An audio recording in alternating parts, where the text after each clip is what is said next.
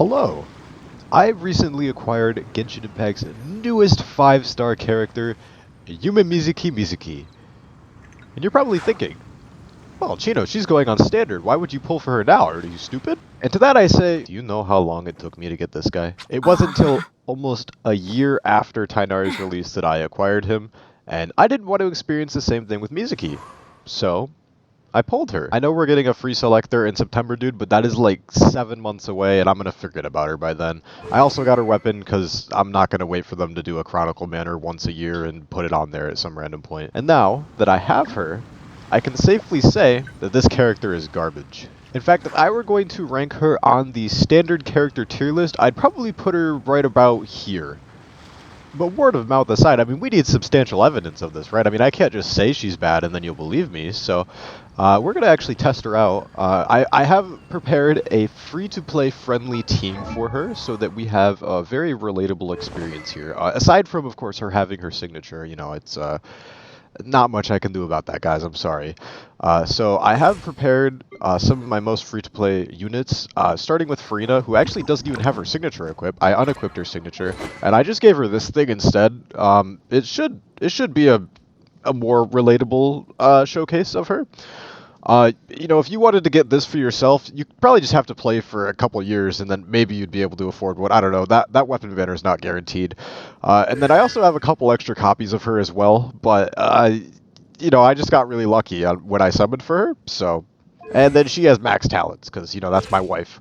And then a little bit less free-to-play friendly, I have Miko with her signature. I know I didn't have a substitute, guys. I'm sorry. And I also have a couple copies of Miko as well. But I mean, it shouldn't be too much of a damage difference, really. I mean, this is only 3. And then probably the least free-to-play friendly unit here, I have C6 Fischl.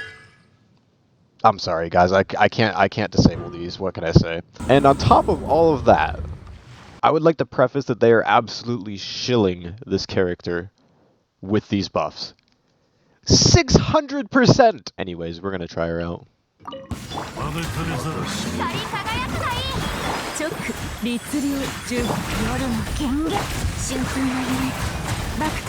Now I have to say, as an enjoyer of AFK gameplay, we are really stepping it up with this character. I mean, the non-interactive gameplay community is making great strides here.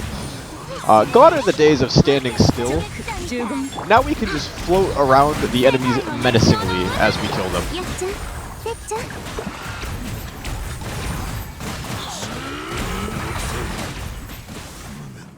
So you probably watched that and thought, man, that wasn't that bad actually. You know, she cleared that pretty quickly. You know, constellations and buff aside. So let me show you another showcase.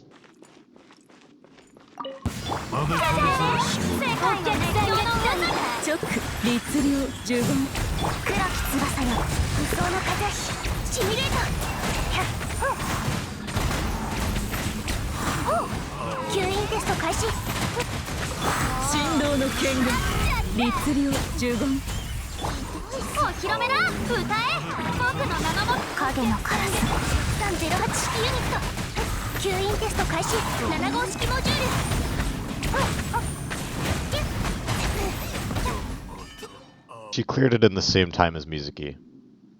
And to make matters worse, my Sucrose is level 80, and I was not using Mizuki's signature. Same artifacts. And to make matters even worse, my Mizuki is actually not Constellation 0. I actually have her first Constellation as well. That basically makes every instance of swirl damage every 3.5 seconds do 1,100% of her elemental mastery. So, what can we conclude from this? Standard characters are bait, yeah, I agree with that. Standard characters are meant to fail, I could agree with that one as well. But more importantly, at this point in the game, I think you should pull for who's more fun. You should pull for who you like.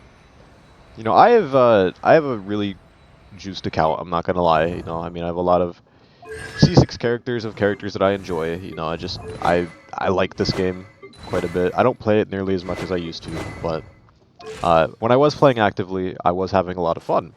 And since my account's at this point now in strength, I can really just pull for the characters that I think provide something different to me. And Mizuki actually, I think, is pretty fun. Despite not being impressive damage-wise, you know, most of that I showcased there was my Miko and Furina obviously putting work in. And Sucrose being comparable is a bit of a stain on her name. But I still think that this is a fun character, and I think that if you lose to her on Standard, she might be one that you could be interested in building. But I really wouldn't recommend pulling for her. I mean, there's a reason that the banner sales look like this right now. It's not a great banner duo. I mean, and this weapon banner is god awful. I was so scared to even try to get her signature. I got lucky getting it, but regardless of all of that, I hope that this was insightful, and I hope that you are able to spend your pulls more wisely because of it. Be safe out there, boys.